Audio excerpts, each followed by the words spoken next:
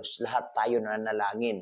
Ngunit hindi natin alam kung ito po ay may kasagutan ng ating mga panalangin. But all we believe na ang lahat ng ating mga panalangin, ito po ay para sa ating Panginoon. At umaasa tayo sa posibleng gawin ng Diyos sa bawat isa sa atin.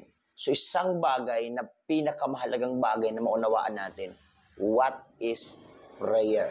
Prayer is not an ordinary things sa buhay ng bawat isa sa atin. Katulad ng iniisip natin na sometime mag-pray tayo, parang ordinary yun lang oras, ordinary yung panahon, ordinary yung kaisipan, mga kapatid, na parang ginawa na lang natin na ito po ay isang gabay natin. Yes, that's good na isipin natin ang panalangin na isang gabay para sa bawat isa sa atin dahil isa pong napagandang bagay yan.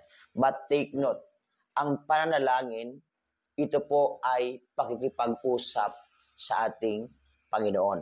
Na kung tayo po ay nakikipag-usap sa Diyos, kailangan pahalagahan natin kasi yung kausap natin, hindi siya ordinaryong tao. Siya po ay Diyos, buhay na Diyos at dakilang Diyos. Siya yung may likha ng langit ang lupa at may gawa ng lahat ng bagay. Pahalagahan natin ang panalangin. Kung gusto po natin na ang ating pong mga prayers, ito po ay maging epektibo sa buhay ng bawat isa sa atin, kailangan maunawaan natin yung kalooban ng ating pinapanalanginan. Higit sa lahat, ang sabi ng Panginoon, be holy for I am holy. The way we pray, we need to be holy.